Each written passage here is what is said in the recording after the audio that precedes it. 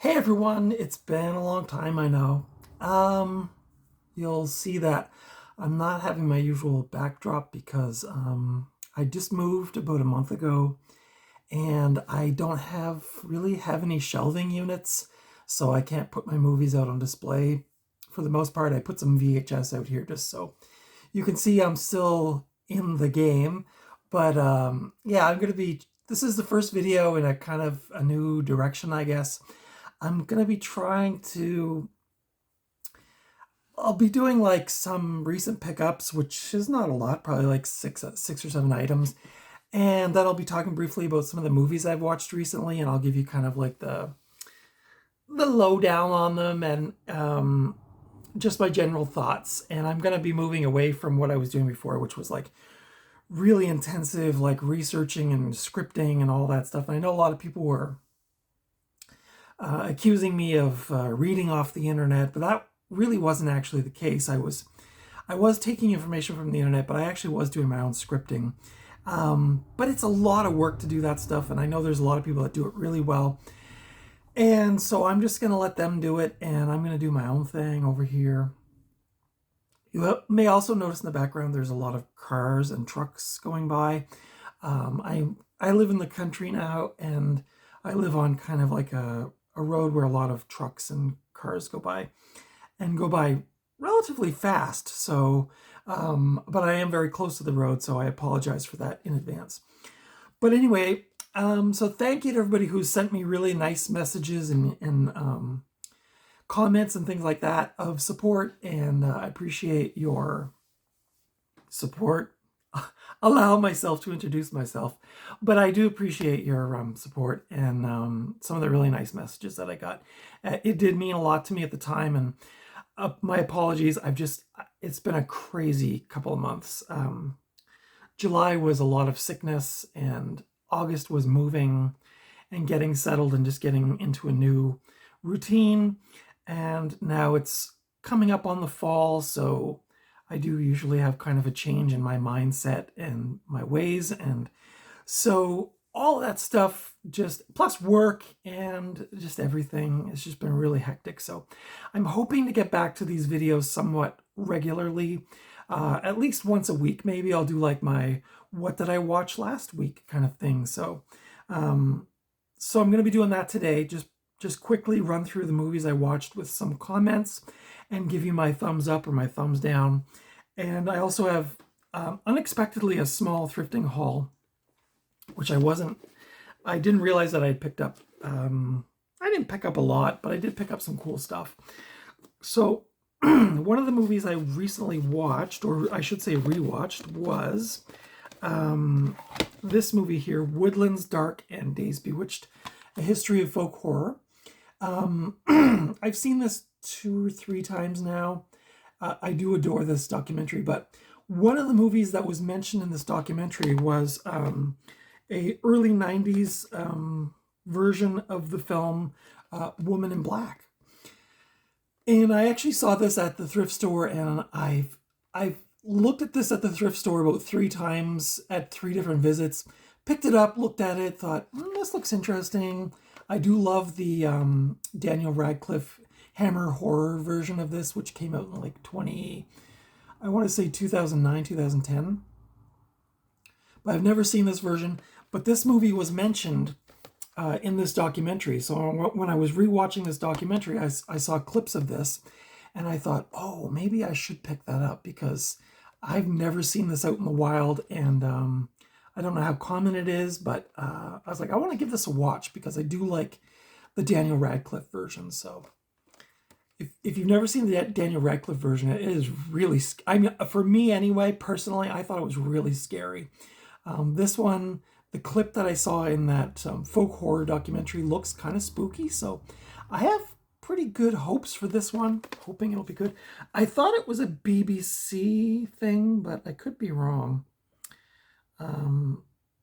But yeah, it stars Adrian Rollins, Bernard Hepton, David Dacre, Pauline Norman, David Ryle, and Claire Holman. And it was directed by a person named Herbert Wise. So yeah, I'm gonna check that out.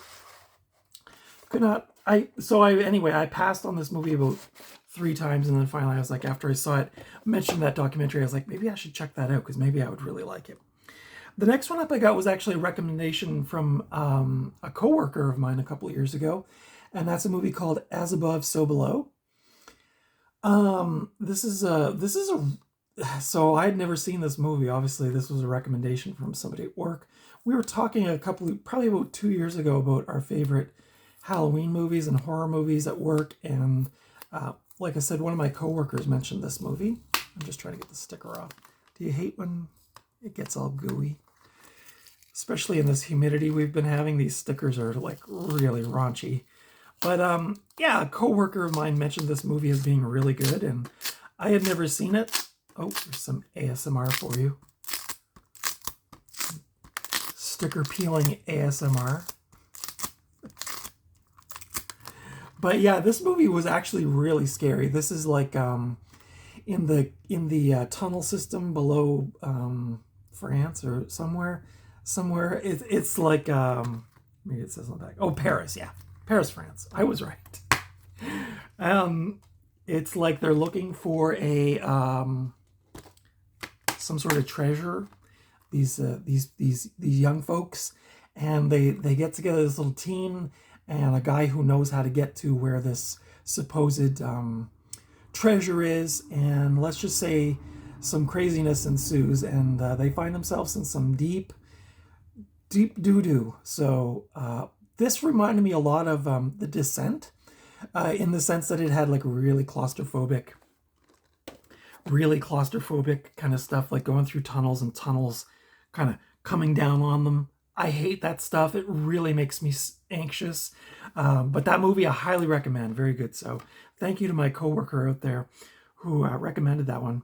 The next one up I got for $1 and I was really happy to find it because I know this isn't a great movie, but I sort of love it. And it's called Baby's Day Out.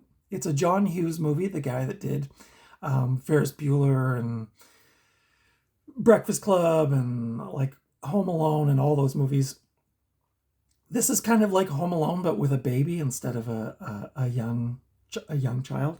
It was actually directed by a person named Patrick Reed Johnson, but it was produced by John Hughes. Yeah, so it's kind of like the three bumbling guys who are trying to kidnap the baby so they can hold him for ransom. And as you can imagine, some craziness ensues. It's an old flipper disc. This stars Joe Montana, Laura Flynn Boyle from Twin Peaks, Joe Pantoliano. ILM did the special or visual effects.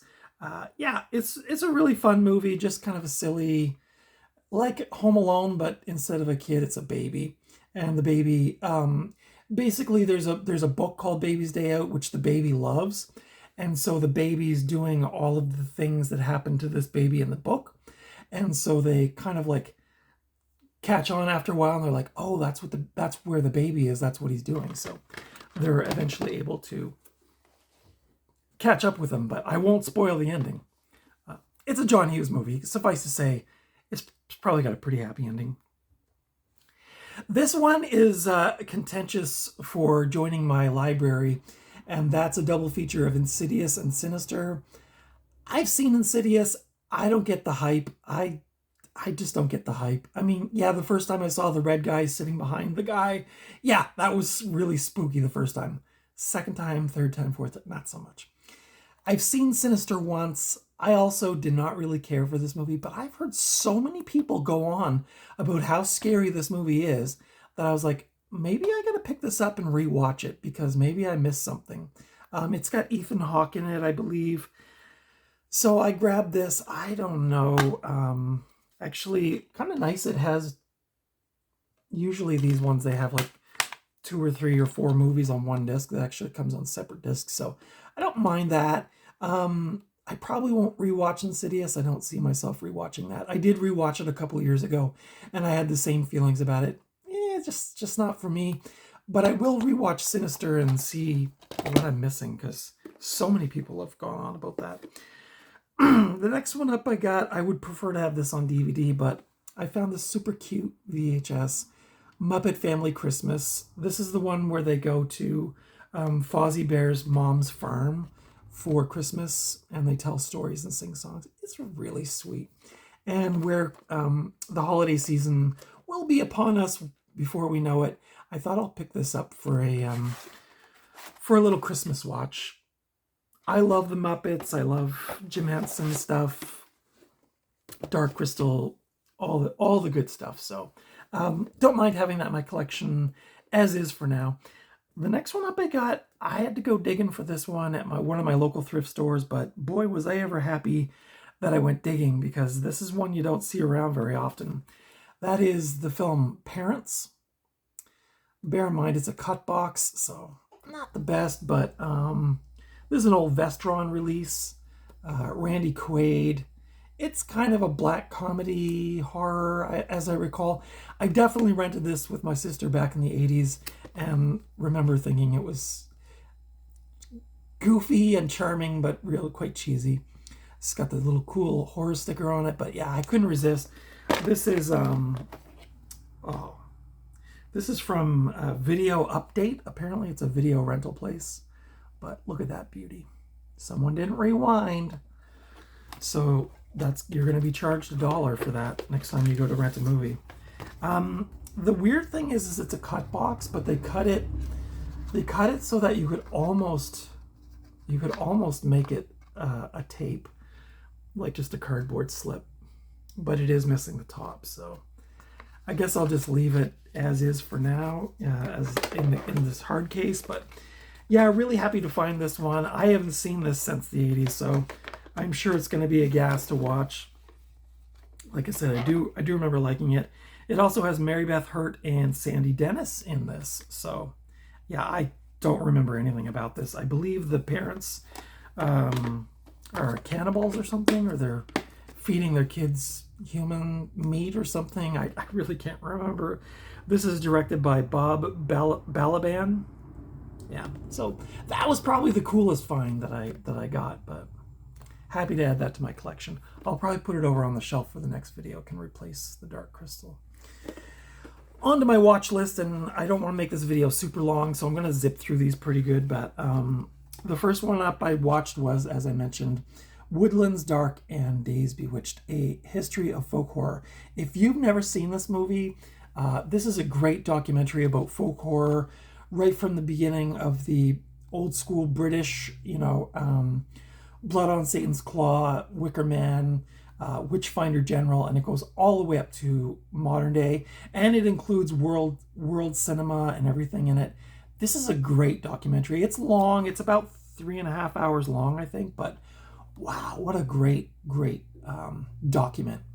And if you like folk horror or you want to learn more about it, this is your jam right here. This is from Severin Films, and I believe this is still available on their website for not too much. The next one up I watched was Burnt Offerings with Karen Black and Oliver Reed, and also had Burgess Meredith and Betty Davis and Lee Montgomery.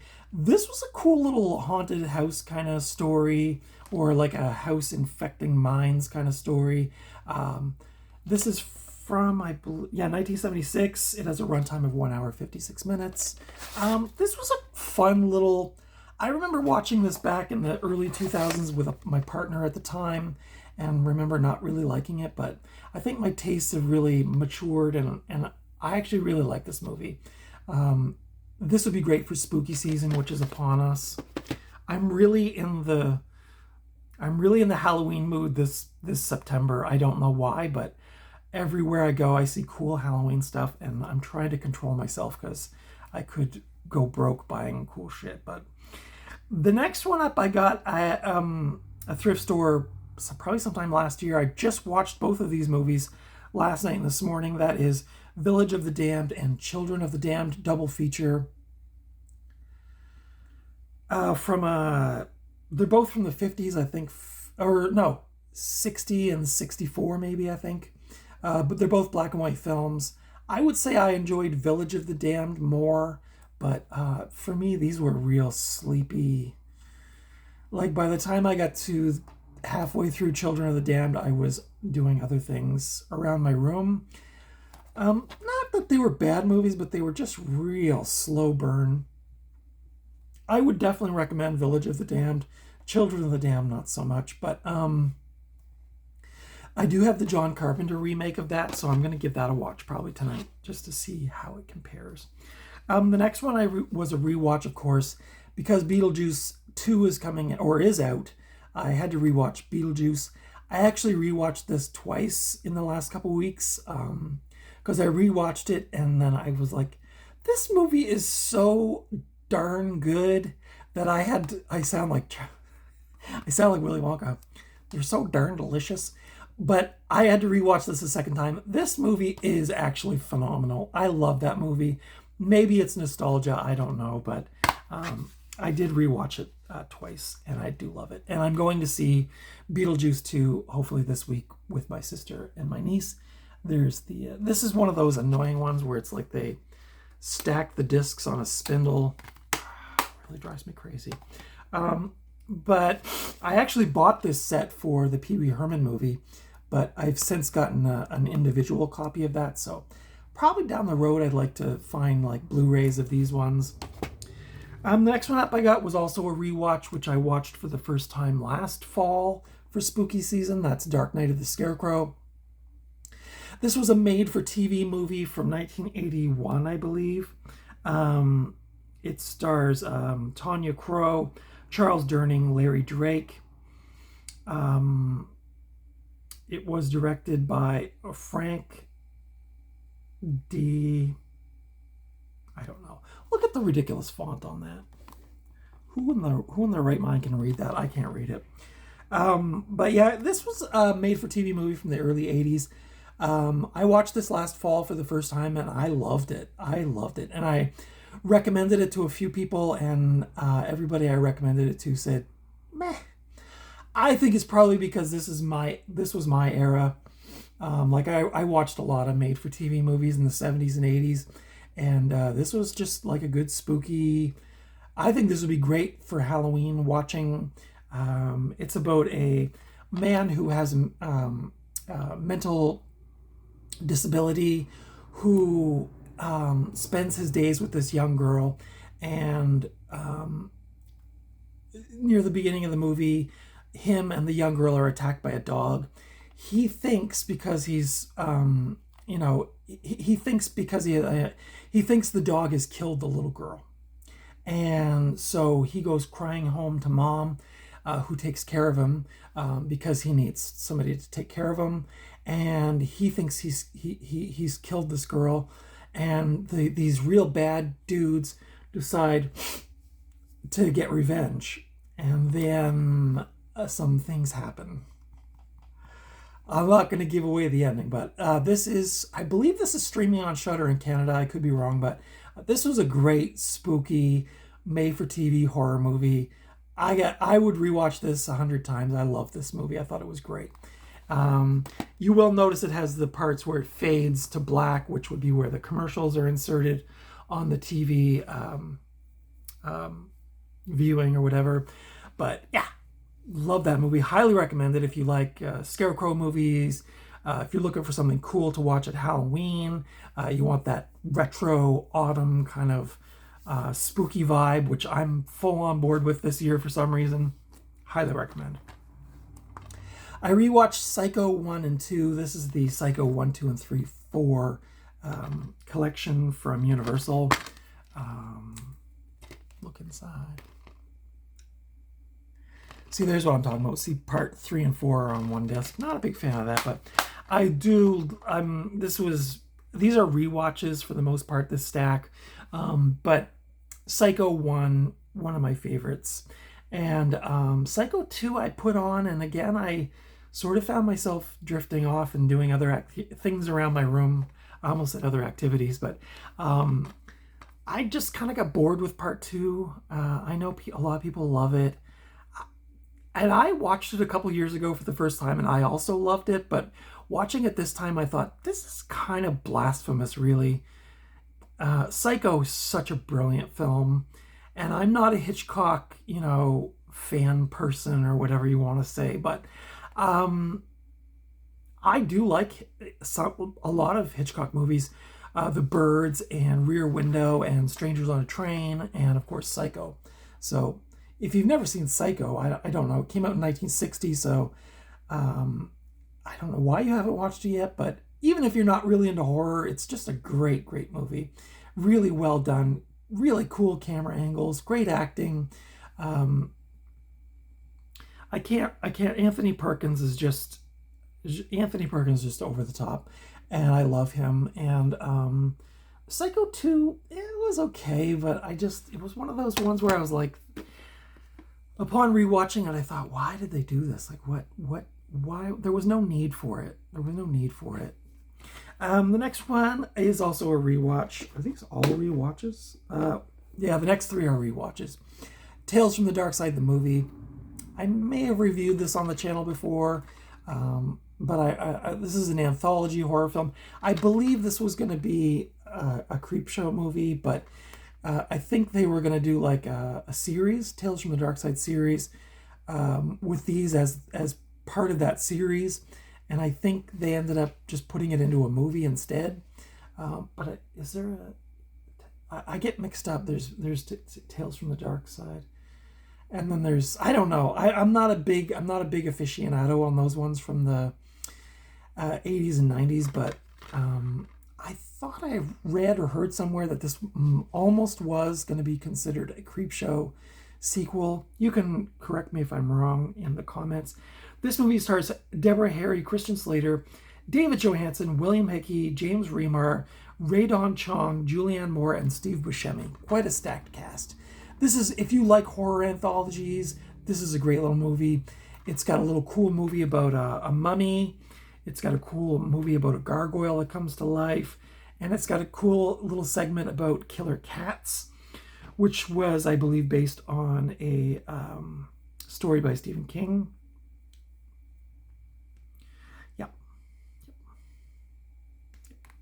This is from 1990.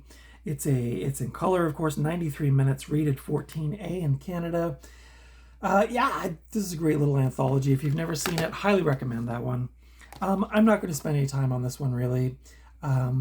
It's spooky season's coming up, and I'm in the mood. So, I'm in the mood for horror movies, and so I just rewatched this one again. I do like this movie. I know these movies get a lot of crap, but as far as Halloween sequels go, I think you could definitely do worse, but try part 5 on for size. But I thought this was a cool little late 90s, early 2000s thriller. What's his name is in here? Josh Hartnett with a really, really bad haircut. You can see right there. He's got kind of the Courtney Cox scream bangs going on. But I really like this movie. These are just no-brainers for me. Like, I did rewatch part 4 again recently. I forgot to include it in this, but I did rewatch part 4. Another one that I don't know, it's just like, I just like them. They're just fun. And it's a good time of year. Halloween is coming up. Speaking of spooky and Halloween and all that jazz, I rewatched Children of the Corn, which I was a little nervous. I watched it during the daytime because, like I said, I did recently move to the country and I live alone. And it's very dark and it's very quiet out here at night. And I was, I know you're going to laugh, but I was actually kind of scared to watch this. Just because, I don't know, I thought it was kind of spooky. I actually got this movie like this, and then I came into this from a friend. I don't know if this actually goes with this. I think it's Anchor Bay, 2006. I don't know what year this is, but oh yeah. So this disc is from 2001, and the slip cover is from 2006. So they don't technically, I guess, go together, but I like the slip cover. So I actually kind of like the font on that better. But now this is a weird one. I've seen this movie a bunch of times in my life, and I just always thought it was okay. I rewatched it the other day, and I was like, this movie's actually pretty cool. I like it, and especially around this time of year, it's spooky. I do enjoy this movie. If you like, I wouldn't call them, I guess they're killer kids, but this kind of like country cult kind of thing. This was actually mentioned in that folk horror documentary as well. But yeah, just a good spooky kind of killer kids in a cult in a small town who happen to find themselves meeting up with some city folk, and one of them, of course, is what's her face there, Linda Hamilton. Yeah, this was directed by Fritz Kirsch from 1984. If you've never seen this and you're looking for like a spooky, autumnal kind of cult vibe, I would recommend it. It's not a great movie, but it's decent. And then the last movie I watched as part of this new thing I'm doing was a movie called The Other. And this is a movie from 1972, I think. It has the Canadian rating sticker over the, oh no, they put it on the inside. They actually put the sticker on the paper. Ugh, that's horrible. So I can't tell you who directed this, but yeah, it's from 1972. It's 100 minutes long. This is like, I actually watched this more than last week ago. I think this was more like a month ago that I watched this. I grabbed it because it was in the horror section at my local thrift store. It's more of like a supernatural kind of movie, I guess, like a spooky kid kind of movie. It wasn't bad. It wasn't great. It was just kind of in the middle. But I do love kind of like 70s horror movies. This was, you know, again, one of this, back in that era when like studios put money into these thrillers and horror movies. This is from 20th Century Fox. It says it's a Robert Mulligan production, so I'm thinking maybe that's the director. It was cool. It was cool. I would definitely rewatch this someday, maybe like pair it with like The Good Son or like The Omen or movies like that. Kind of had that vibe. I don't want to give it away because it has a twist in it, obviously, that would give it away. But yeah, I would give this a thumbs up. This would be good for somebody who's like not into like really, really scary stuff, but wants a little spooky, or doesn't like the gore and all that stuff. This would be like, you know, again, like The Good Son or The Omen or things like that. But a cool little movie nonetheless. So that's everything I picked up thrifting and everything I watched last week, and maybe a little bit before last week. But sorry this video went so long, but I hope you enjoyed listening to my chat about movies. I will be jazzing up my space more and things like that in the coming weeks. Hopefully I can get some shelving units and kind of jazz it up so I can look at my collection when I'm, you know, when I'm just laying in bed. I can look over and be like, ooh, look at all those sweet movies. Because that's, I think, what physical media collectors do. But yeah, so anyway, that's it for today. Again, thank you to everybody who has given me support and views and all that stuff and thumbs up over the last month or so. I've been out of the game for a bit. Like I said, I was quite sick in July, and then just August was crazy and moving, but I'm finally getting around to being settled somewhat and hoping to get more of these videos done. If you have any requests for the channel or reviews, let me know. I will do my best, though generally I only review movies that I have physical copies of. On that note, I did watch a couple streaming movies recently. I saw Abigail, which I don't know if I could say the main thing in it. That would spoil it if you haven't seen it, but I thought it was a pretty good movie. I definitely wouldn't add it to my collection. I'm glad I didn't go see it in the theater. It was an okay streaming watch, one and done kind of thing.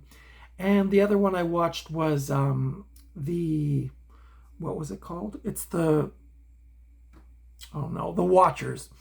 It's directed by M. Night Shyamalan's daughter, who I've forgotten her name at this recording, but not for me. I also saw Alien Romulus at the movie theater, and I have a serious rant about that movie, but I think I'll save that for maybe when it comes out on Blu-ray. I definitely do want to rewatch it and kind of give it another chance, but there were parts in the movie theater where I was like this, or I was like this, not in horror, but in disbelief at how unbelievable some of this stuff was in that movie. There are a lot of people praising that movie, and I don't quite get it, but everybody's got their own opinion. But anyway, I'll probably save that for when the Blu-ray comes out. I'll do a review on that. But I'm not saying you shouldn't go see it, but just go, just tread easily into the theater, because I have a feeling even the people that really love it still have some nitpicks with it, and they're pretty major nitpicks. So I don't know. There's that whole thing about toxic positivity, and I have a feeling that movie might be suffering from that a little bit. But anyway, that's for another day.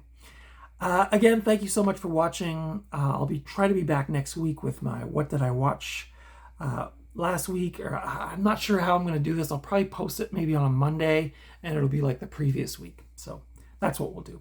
But anyway, thank you so much for watching. I appreciate your viewership and your support.